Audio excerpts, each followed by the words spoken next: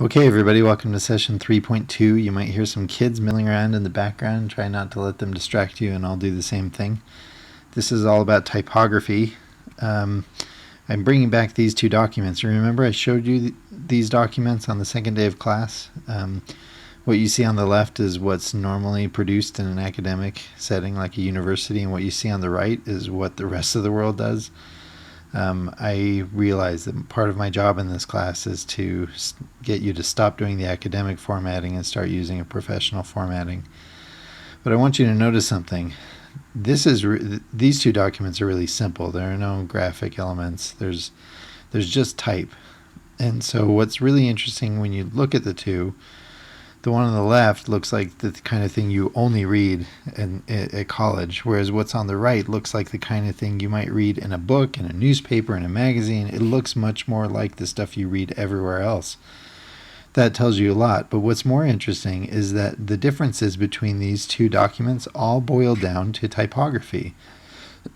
Typography is just how letters appear on the page, and there's a lot to that. I mean, that kind of oversimplifies, but this is all down to the way the letters appear on the page, and that's it. And there are really simple rules you can use that make this very dramatic difference in the way something looks.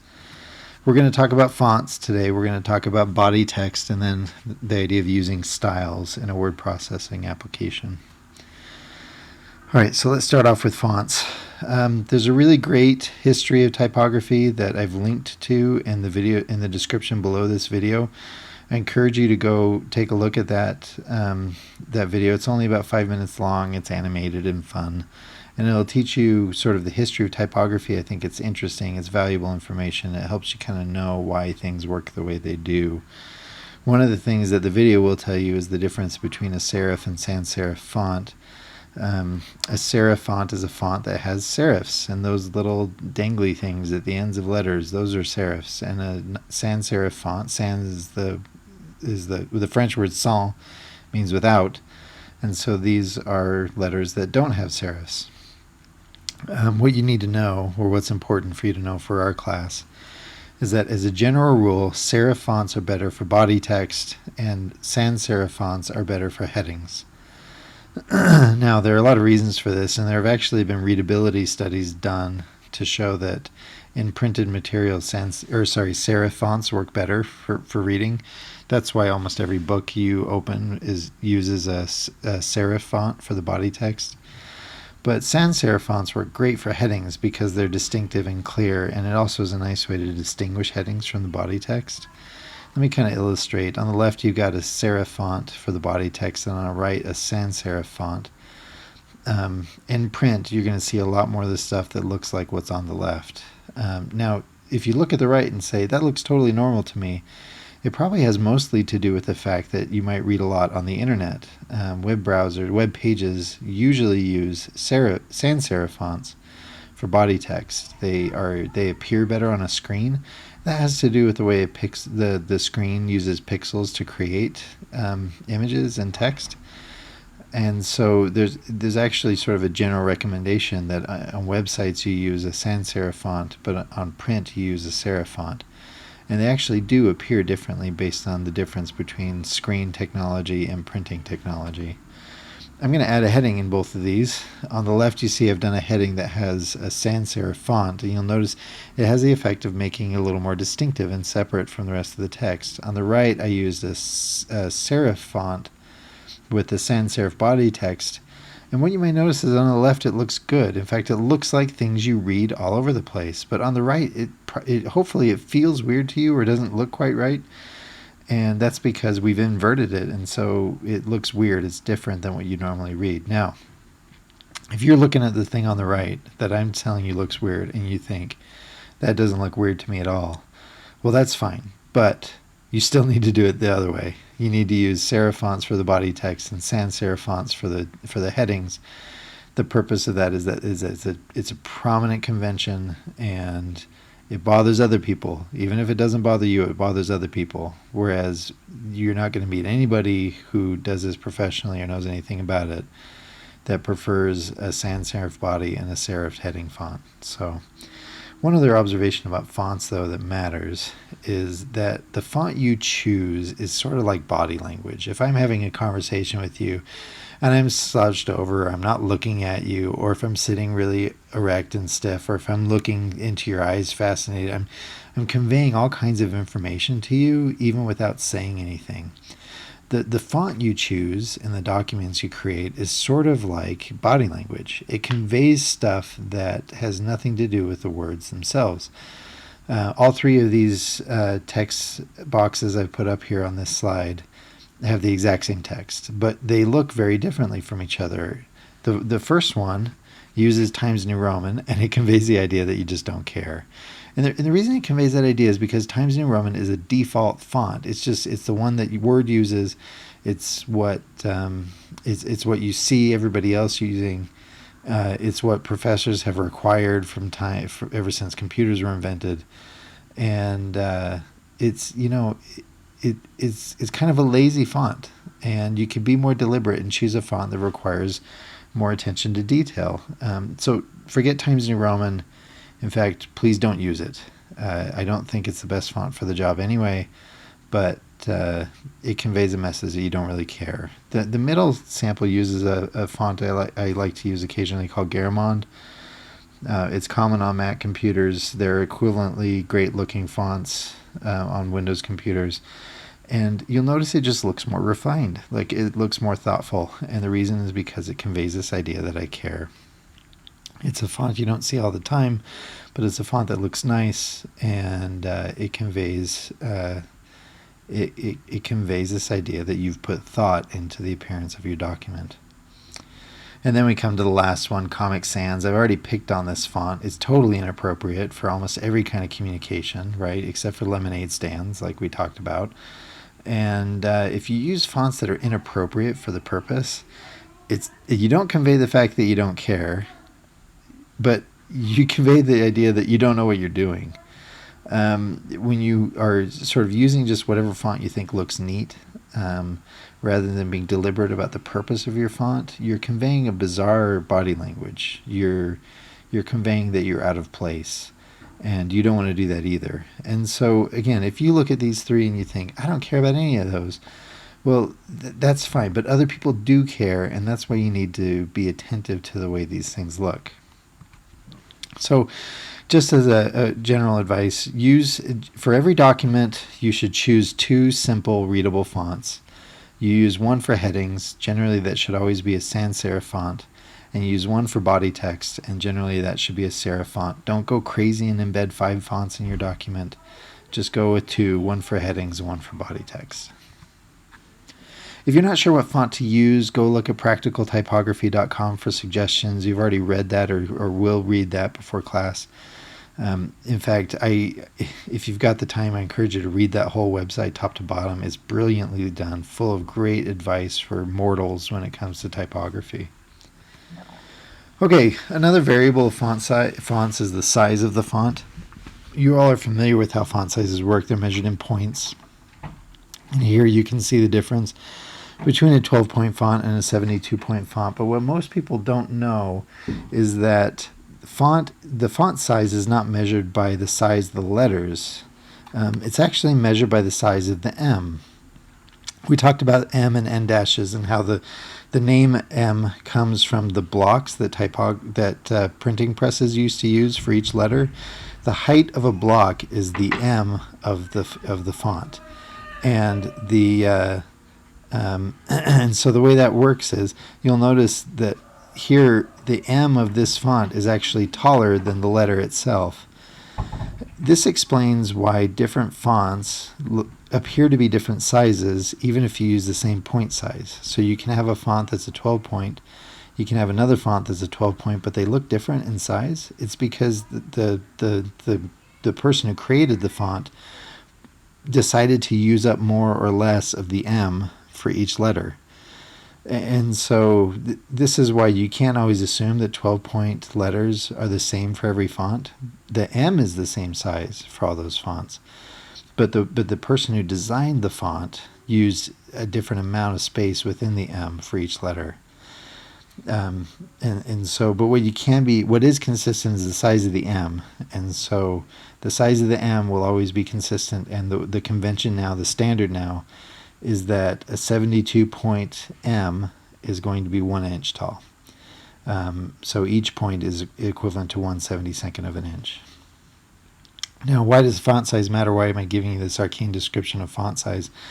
Well, as a general rule, in most printed documents, you want to use something that's roughly the size of an 11 point Times New Roman font. Now, I told you not to use Times New Roman, but the size of 11 point Times New Roman is about right. And so for most of the body text that you're going to write, I encourage you to start with a default of an 11 point font. 12 points in Times New Roman is too big.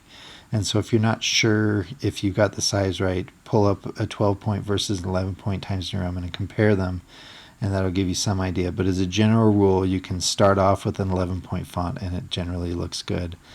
Don't go below 9, certainly don't go above 12, but 11 points is usually the best place to start. If it seems too big still, 11 points, you can go to 10, but that's the idea, is start off with a default 11 point font. Now, fonts also have a weight. Most people just think of this as the difference between a normal font and a bold font. But the reality is some very well-designed fonts actually have an array of weights available. One of the fonts that I use, in fact I use this in all my slides, is a font called Avenir Next. And what's cool about Avenir Next is that it has 6 different weights, everything from ultralight, which you'll notice I use in my titles, all the way up to heavy. I don't actually use heavy very often. When I do bolded font in my slides, it's usually either bold or demi-bold, but you get the idea that fonts have different weight. Fonts also have different style. The dominant difference in style is between normal and italic. You can also have condensed, which is another style of font where the letters are really close together and the letters are skinnier too. But the only style thing I need you to know and worry about is italics. Now, why worry about it? Because there are some rules you should follow when it comes to the weight and style of the fonts that you use. First of all, never put more than a few words in bold or italics. It weakens the impact and tires your readers. I did that here, and because I put the whole thing in bold, it's like I didn't bold any of it. But what's worse, it feels like I'm shouting at you, right? Because I'm using bold the whole time, and that's a tiring effect for readers, and it actually reduces the impact. You're better off just picking the one or few words that you need to bold or italicize, and instead of doing the whole thing. Never combine both bold and italics at once. It also sort of evokes the feeling of shouting, and quite frankly, it doesn't look as good. So use either italics or bolding for emphasis, and use them consistently. Never underline. Underlining is an outdated style that was necessary on typewriters because typewriters couldn't. The way typewriters are built is they didn't have regular bold, and italicized versions of letters. They just had one version of letters, and so the way they would emphasize letters is with an underlining ability that typewriters had. That's unnecessary. It's never been the best way to communicate emphasis within a sentence. Because we have computers, we don't need it anymore. So throw away underlining as a way to emphasize. In fact, it's an outdated style that is not only not necessary, but it just doesn't work as well or look as good as italicizing or bolding. And of course, never use all 3 at once. Okay, let's talk about body text. So that's all been about font. That's all been about individual letters, sort of how they're designed, how they look, and how to use them. Now we're going to talk about the way words combine on a page. One of the ways that words combine on a page is with line spacing. On the left, I've got single space. On the right, I've got double space. On the left, it looks too tight. On the right, it's way too loose. In the middle, we've got it just right, and that's with a setting in your word processor called multiple. So what you can do is you can change the settings so that you're not doing single or double spacing, but you're doing it as a multiple of the font point size that you're using. And so here I've got a multiple of 1.2, which means that the line height is 20% larger than the M height of the font. And what that does is that adds a little bit of extra space, just sort of nudges in some extra space between lines that makes it dramatically more readable. In fact, that's the default I'd recommend. is when you're setting the spacing, line spacing in your documents, use the multiple setting and set it to 1.2. Now, if you're like, Professor Miller, I have no idea how to do this in Word, practicaltypography.com gives you instructions for Microsoft Word. It tells you pretty much how to do everything. And also if you use Apple Pages on your Mac, same thing. For all of these things we're talking about, you can go to that website and it gives you instructions on how to do that for each one of these guidelines. Okay, next, line spacing is the space between lines. Paragraph spacing is the deliberate space you put between paragraphs. Really, there are actually two acceptable methods of visually distinguishing paragraphs. The first one is to use a first line indent. And so you can see on the left-hand side, all of my paragraphs are indented on the first line. That's a way to sort of visually break the paragraphs apart. On the right-hand side, I use paragraph spacing between each paragraph, and that's also another effective way to do it. What you don't want to do is to use both at the same time. Now, actually, let's go through these rules in order. First, when you're doing this, either line indenting, first line indenting, or paragraph spacing, don't do it using the tab key, the space key, or the return keys. Like, don't add carriage returns. Don't add like 6 spaces to the beginning of paragraphs. Don't use the tab key to start off a paragraph. What this does is this sort of inserts invisible character garbage. Your word processor sees invisible characters there that you don't see. And if you ever need to reformat, like let's say you're looking at it and you go, you know what, I really don't like the indent. I'm going to go with paragraph spacing instead. You'll have to go through and delete all of the tab characters or spaces to get that consistent. Instead, you want to use the built-in formatting tools in Microsoft Word or Apple Pages or whatever your Google Docs or whatever you're using, where you can tell it to insert a first line indent or to insert a paragraph space between paragraphs, and it will just do that consistently. And if you need to make a change across the document, you can make that change in one fell swoop. It's a lot more powerful that way. Like I said, you need to use either first line indents or paragraph spacing, not both. If you add both, it makes the document look weird. And also be sensitive to the size of these things. For example, don't make indents that are too large or too small, like you can see here. And also don't make paragraph spaces that are too large or too small. Here I made a really big paragraph space to show you how it looks like the printer messed up. Okay, let's go on to line length. So we talked about the spacing between lines and the spacing between paragraphs. Now we're looking at the horizontal length of lines. Bringing my 2 sample documents back up again, one of the things that really makes the readability of academic formatted papers difficult to follow is the line length. What happens is you get to the end of a line and you go back to start the next one, and if it's a long paragraph, you get lost. And the reason you get lost is because your eye has to track from one end of the page all the way to the other, and it's harder to follow the flow in paragraphs.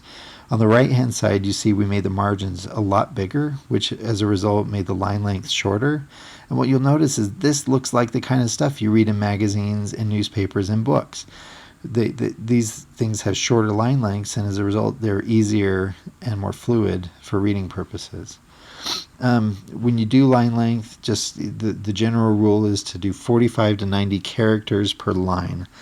Now, if you're like, I don't want to have to count the characters in every line, there are 2 quick shortcuts you can use. One, Microsoft Word does a character count. It has a character count feature. And with that turned on, you can just highlight a line of text and it will tell you how many characters are in the line. And that's pretty cool. But if you don't want to do that or can't do that, you can always just type out the alphabet, and each line should contain between 2 to 3 alphabets. So not fewer than 2 alphabets and not more than 3 should fit on a single line of text. Don't shorten lines so much, however, that you have deep, ragged edges caused by long words. Because of the way left alignment works, if you have a long word, it'll get bumped to the next line, which will mean the words above it have a big gap before they get to the end and then the next line starts. And so if this is happening, then what you need to do is turn on the hyphenation feature in your word processor. And those generally work pretty well, and they'll hyphenate long words, and it prevents you from getting deep, ragged edges. Okay, another thing that happens in the way pages are formatted is a paragraph might need to go on to the next page? Well, if just one line of a paragraph makes it onto the next page, that's called a widow. The other version of this is where one line of a paragraph goes on one page and then the rest of the paragraph comes on the next page. That's called an orphan. Widows and orphans really interrupt reading. They make it so, for example, your topic sentence might get cut off from the rest of the paragraph. And the reader doesn't know necessarily if this is meant to be a continuation of a paragraph or if it's a new paragraph, and it can interrupt the flow. Plus, visually, they just don't look very good. They look sloppy. And so the easiest way to deal with this is in every word processor, there's a feature called widow and orphan control, and you just turn it on. Now, in a lot of in Word, I think in Microsoft Word it's on by default. But just in case, if you're getting widows and orphans, then you need to make sure you turn that feature on. Again, if you don't know how to do this, I encourage you to check practicaltypography.com. It gives you the instructions. Okay, alignment is how the edges of the text look. And so on the left, I've got left alignment, and you'll notice the left-hand side is all straight, and the right-hand side is ragged.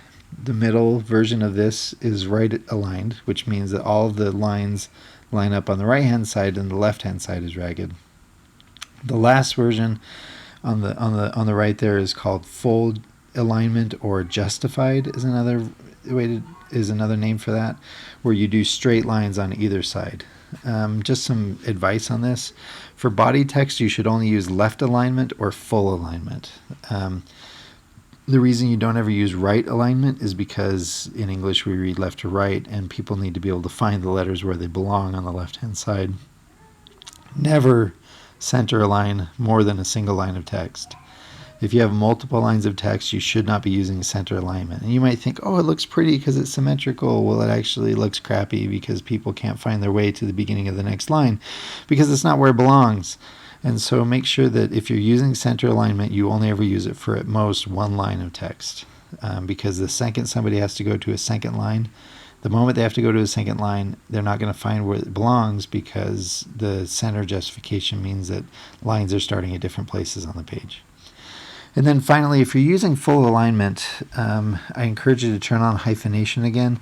That will help you avoid these rivers of blank space. If you look at the sample that I kept on the page, you'll notice that there are kind of some really wide spaces between words. Well, the software I'm using has to do that because I told it to use full alignment or justified alignment. And the problem is that it has to, the way it does this is by creating gaps between words. And if you don't turn on hyphenation, really long words will lead to really big gaps between words. And so that's another reason to use hyphenation. Okay, so all of these rules I've just given you are summarized here on this single slide.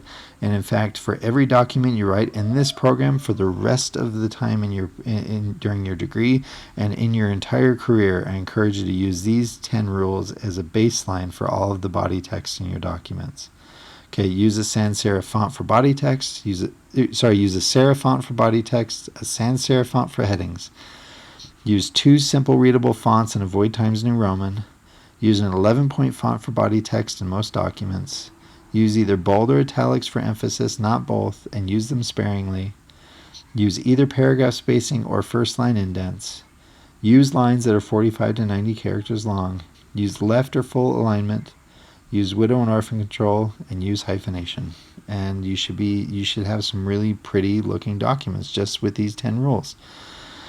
The last thing, and this is going to be very brief, one of the really cool things about computers is that word processors have something called style management. So you can define a style within a word processor, and then every time you have a particular kind of text, like body text, heading, like main headings, subheadings, whatever, you can have the document be consistent in how those all appear. If you've ever looked up in Microsoft Word in the ribbon and seen this and just thought, oh, that's nice, they've done some preset things for me, but you don't know how these work, you need to learn how these work, because you're going to be writing multi-page documents in this program and in your career, and to make these documents look good, you're going to have to monkey around with them. You're going to have to make changes. And if you don't use styles, making sort of stylistic changes or font changes will take you hours. But if you use predefined styles, it will take you seconds. And there's a huge difference between those two. And so understanding these styles and the powerful word processing tool that they are is really important. And so if you don't know how to use styles, watch one of the two videos that I've linked in the description of my lecture, in the video description below this YouTube video. You can find the links to a Windows version and to a Mac version of Microsoft Word and how to use styles in Microsoft Word. Okay, I will see you all in class.